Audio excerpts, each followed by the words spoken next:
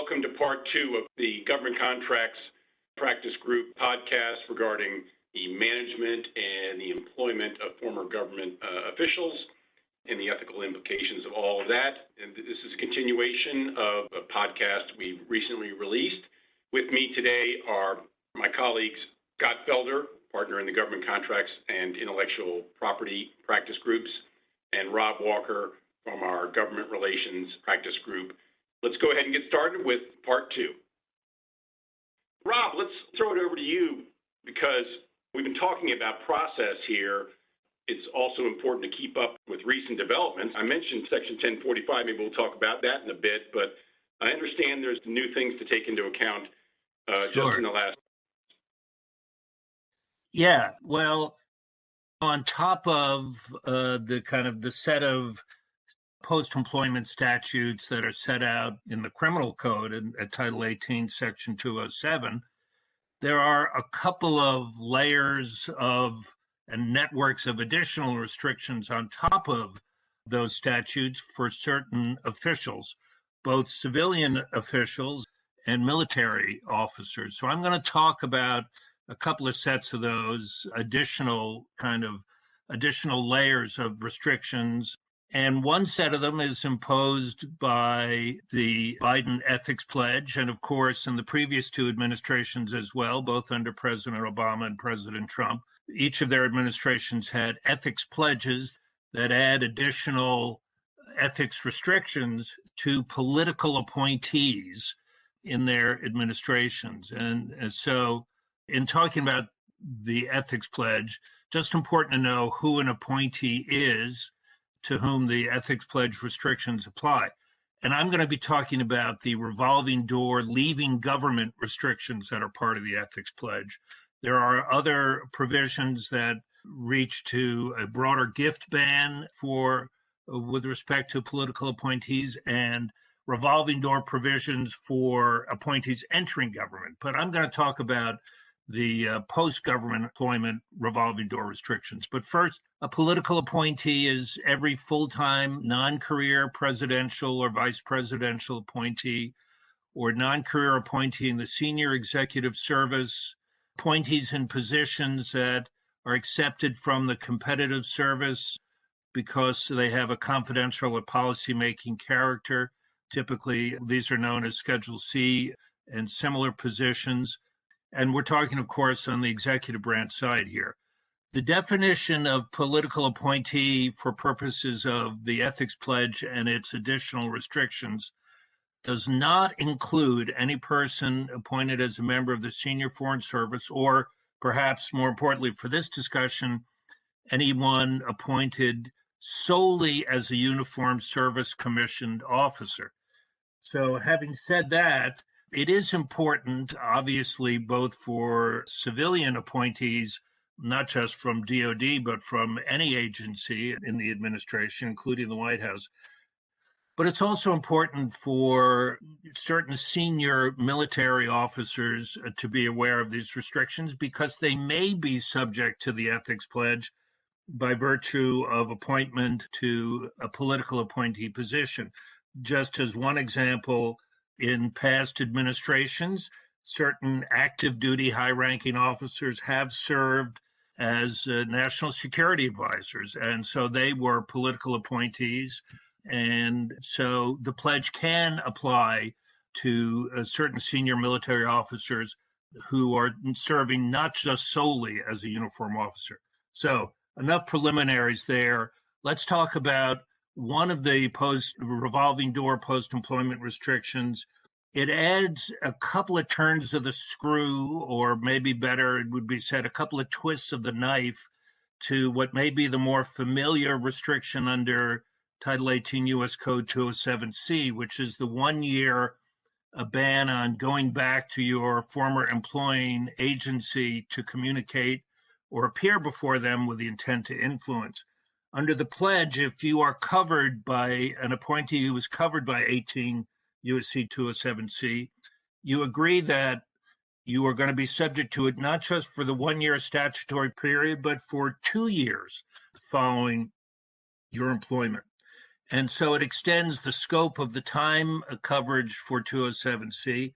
But this ethics pledge provision, which is paragraph 4 of the pledge, also extends the coverage, the scope of communications that are covered, because under the pledge, you pledge not just to not go back to your former employing agency, but you also pledge not to communicate or appear before senior White House staff for that period. So it really does expand 207C. And in addition, there is another pledge, which is much more novel with the Biden administration, and that reaches to so-called shadow lobbying, or at least it is a gesture to reaching to shadow lobbying, and that is the term for folks in D.C., denizens of D.C., who, while they may not be registered lobbyists and may not have to register as lobbyists, do behind-the-scenes advising. And so this provision of the pledge, paragraph 5, also applies to folks who are covered by 207C, the one-year provision. But under the pledge, those folks agree, as well as the folks who are the more senior appointees who are covered by another provision of section Title 18, that's 207D. They all agree that in addition to the coverage of those statutes, they will not material assist others in making communications or appearances that the covered individual is prohibited from making, by either holding themselves out as being able to engage in lobbying activities in support of communications that they couldn't make, or by actually engaging in such lobbying activities. Well, what does that mean? Lobbying activities is a term of art under the Lobbying Disclosure Act.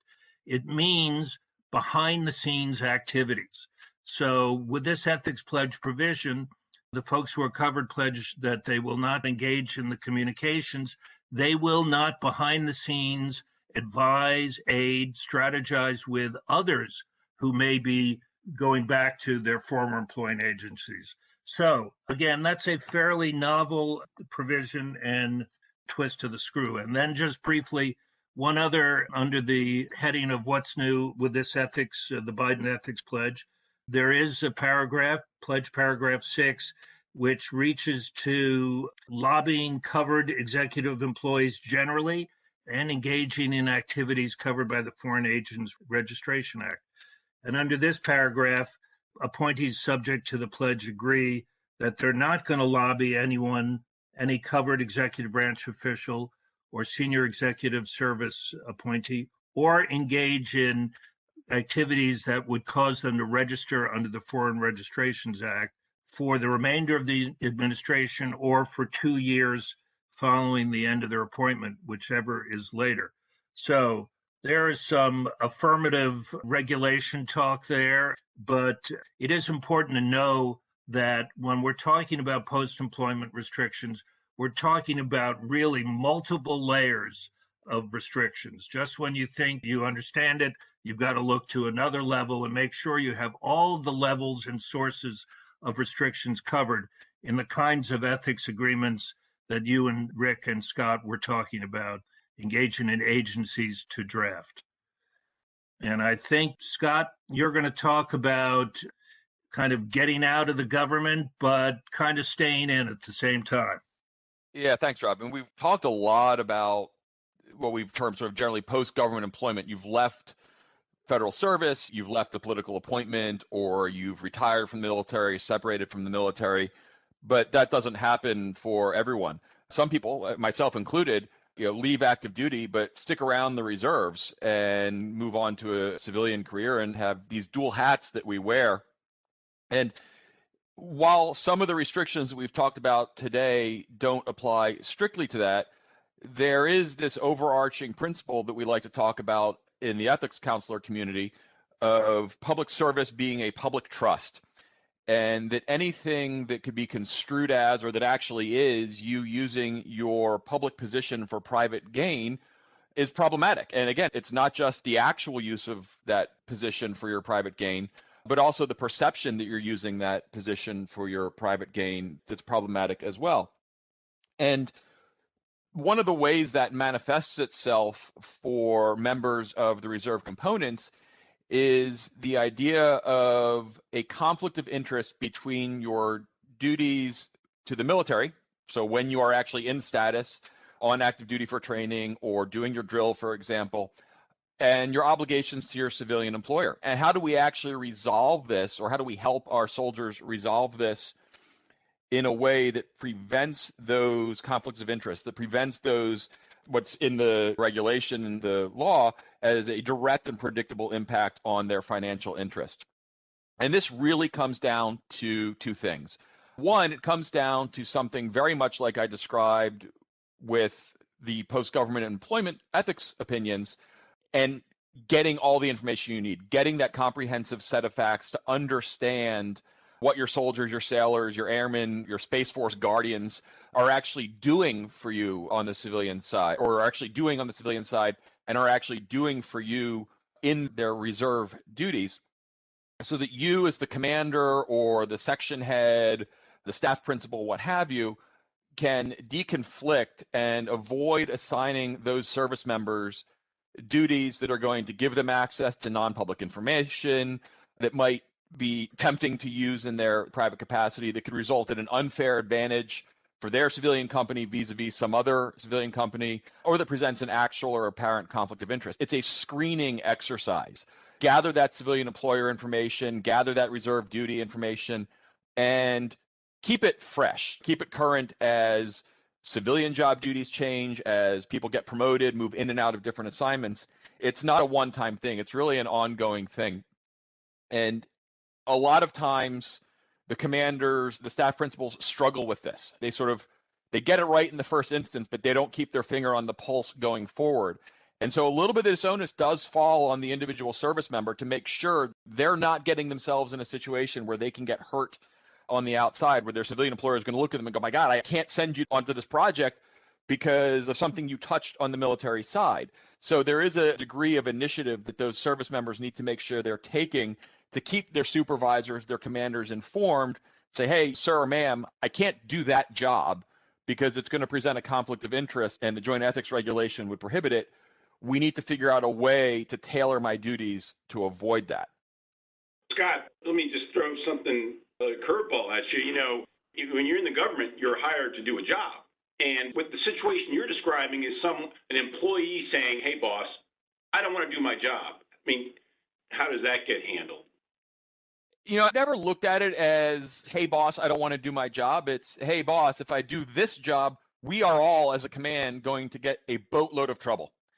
And none of us need that. And the ethics counselor job, look, I make suggestions, they make decisions, right? And part of that relationship building exercise I described at the start is making sure they trust me and know that I've got their best interests at heart, the best interests of the command at heart, the best interests of the military, the reserve component at heart, so that when I say, hey, sir, you've got this, in my unit, it's tech scouts. We do a lot of tech scouting. So they're people that in their civilian jobs may work for one big tech company, being asked to go out and look at smaller tech companies that might have technology of interest to the military. Say, hey, we can't send that scout on that to that startup or to that company because that's going to pose, they're going to flip a bit when they see what they do in their civilian capacity.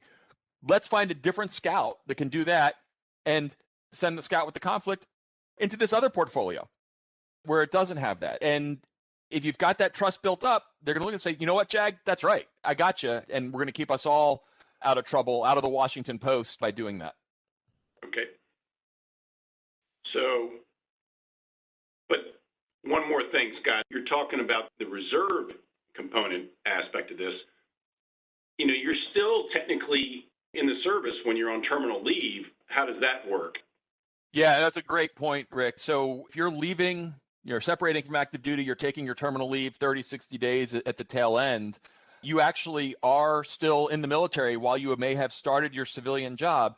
And in most cases, what you're going to need is special permission from the military to take that double compensation, to double dip.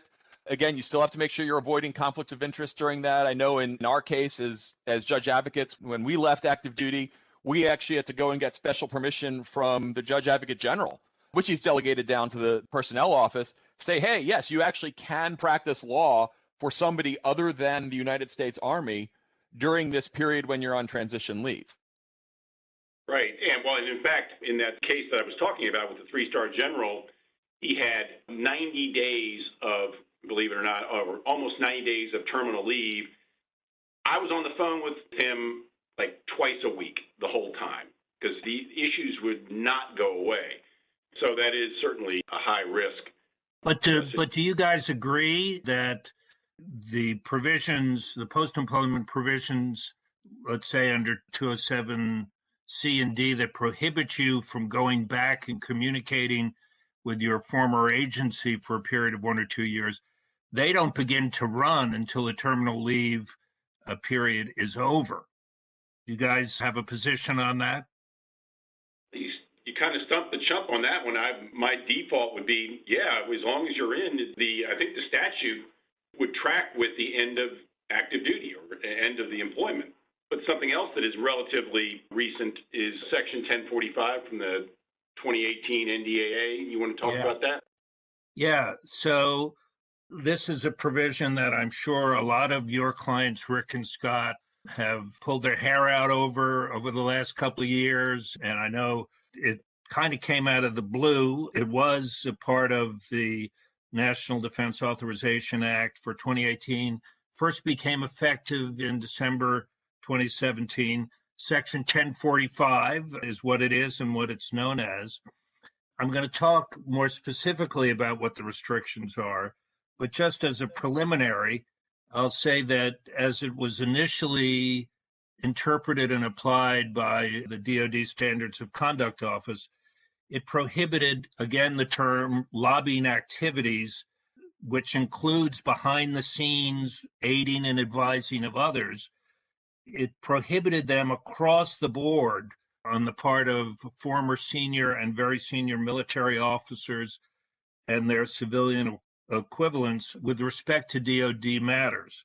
And so that was a very restrictive interpretation that was modified, however, somewhat in a Department of Defense instruction. It was 1000.32 in March of 2020. So what I'm going to talk about is the modified interpretation.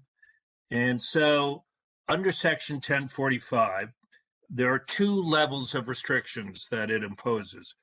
First, there is a 2-year ban that applies to military officers in grades 09 and 010 and their very senior civilian equivalents. And the ban is on engaging in lobbying contacts, and that's a term of art from the Lobbying Disclosure Act.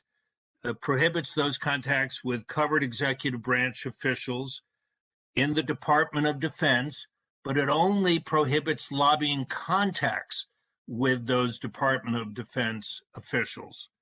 However, it also, for this 2-year ban, also prohibits the very senior officers and their civilian equivalents from engaging in both lobbying contacts, which are direct communications and appearances by the individual, but also lobbying activities, which is behind the scenes activity with covered executive branch officials outside of DoD, but with respect to DoD matters. So there's a bit of a dichotomy there. If you're covered by this and you're engaging with covered executive branch officials outside of the Department of Defense on Department of Defense matters, you're prohibited not only from contacting them directly to lobby, you can't aid and advise behind the scenes if it's DoD matters outside of DoD.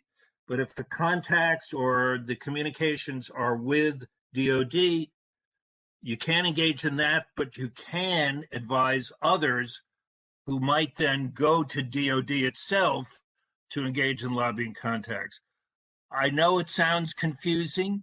It seems a little bit contradictory, but that is specifically what the instruction in March 2020 states, and that's the way it is. So there's a 2-year ban, as I've described it. There is a similar 1-year ban that applies to military officers in grades 07 and 08 and their senior civilian equivalence.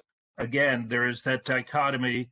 If you're going back to DOD and you're covered by the 1-year ban, you can't engage in direct lobbying contacts with DOD, but you can aid and advise others, their other lobbying contacts.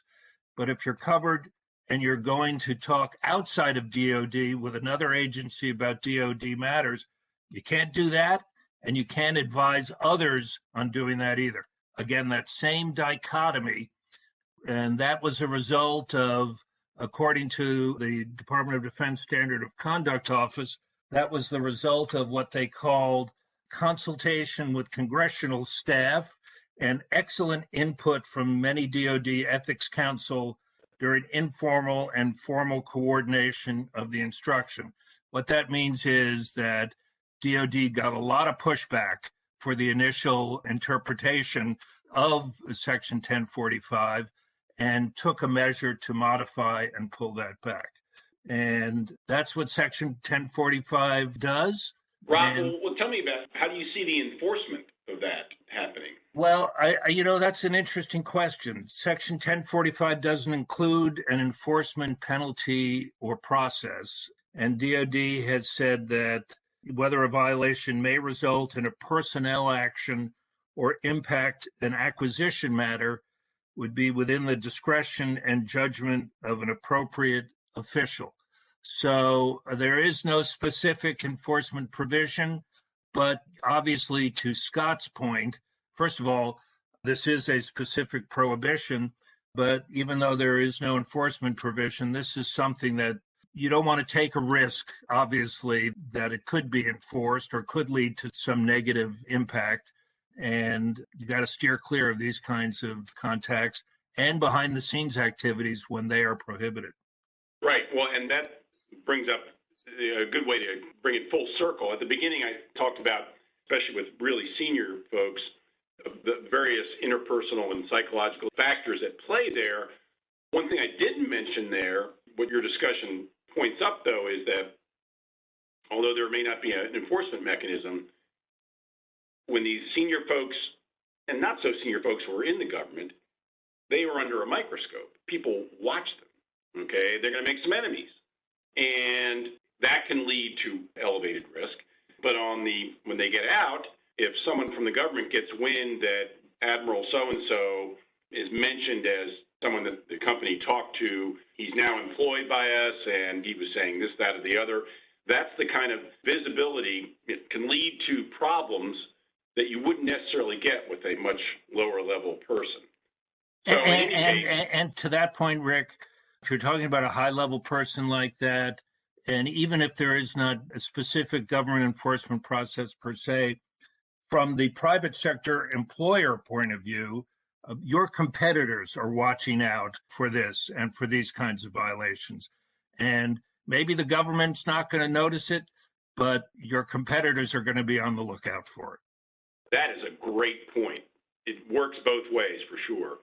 Well, listen, this has been great, Scott and Rob. I really appreciate you joining on this podcast. To kind of wrap it up, though, we've talked about some specific new things that are impacting the risks of any recruitment of a government employee. Those, as Rob suggested and Scott fortified, involve a lot of layers, all right? And you don't necessarily need to be an ethics counselor level expert to do the job. You need to basically understand the major risks, spot the issues, take action as far in advance as you can, and adopt as much as possible a team approach to arriving, if you decide to actually make the hire, and a new employee who understands the rules and the limitations, what he or she can and cannot do, working for a boss who understands all that and will make sure that, as Scott suggested, that they keep their focus over time and don't lose that focus and stray into trouble, and protects everyone. Protects the guy or the woman at the hub of all this, but their old government organization and their new employer, everyone gets protected. No one winds up on the cover of the Washington Post. So with that, we'll wrap this up. Thank you very much for dialing into this podcast. Have a great day.